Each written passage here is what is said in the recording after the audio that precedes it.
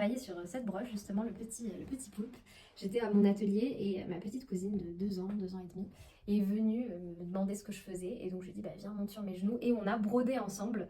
Et elle tirait l'aiguille et moi je poussais l'aiguille. C'était un travail à 4 mains et c'était très émouvant de l'avoir tout juste à 2 ans et demi déjà brodé. Je suis Julia, ou Frida Kao pour le nom de créatrice, et je suis brodeuse et illustratrice. Je brode mes illustrations. La broderie, c'est d'abord créer des illustrations et ensuite les passer par le médium de l'aiguille et du fil. Bah, je me laisse inspirer par soit des choses beaucoup plus modernes, la pop culture, les films, les livres, la littérature que j'aime, et en même temps j'essaye de mélanger ça avec la broderie qui est une pratique ancestrale et qui remonte à presque même plus ancien que le Moyen-Âge, et donc c'est ce mélange des deux que je trouve intéressant dans ma pratique. Alors j'ai commencé à broder pour moi il y a à peu près 4 ans, et pendant le confinement. Et donner des cours de broderie, ça fait 2 ans maintenant que je donne des petits cours de broderie pour venir découvrir cette technique de la peinture à l'aiguille aussi, ça s'appelle.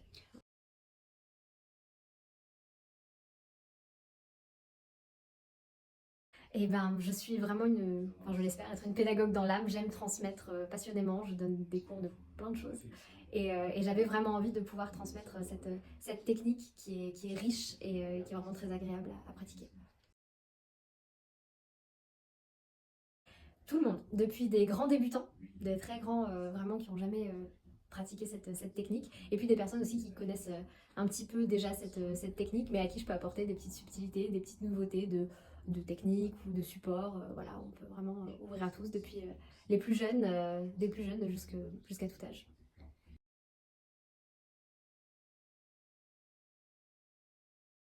Et ben, la broderie, pour moi, c'est avant tout quelque chose d'assez méditatif, assez calme et assez posé, qui permet de se poser vraiment, de prendre le temps de faire les choses. C'est un dessin qui n'apparaît pas d'un seul coup, c'est un dessin qu'il faut prendre le temps de laisser apparaître. Et puis c'est un peu quelque chose, trust the process, un peu, il faut vraiment prendre le temps et se faire confiance, parce qu'au bout d'un moment, au bout de parfois de plusieurs heures, le dessin finit par apparaître. Et cette patience et ce côté méditatif, c'est ce que j'aime aussi dans la broderie.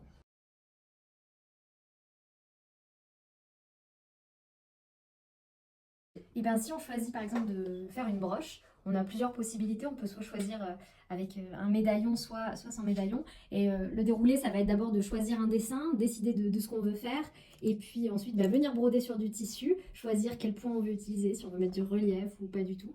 Et puis enfin, il y a toute la partie montage où on va pouvoir monter soit sur médaillon, soit en utilisant ce petit ressort de métal qu'on appelle un jaseron, et qu'on va venir fixer sur de la feutrine pour pouvoir après avoir toutes les fixations et pouvoir les porter en broche, par exemple. Mais il y a plein d'autres possibilités à faire en broderie.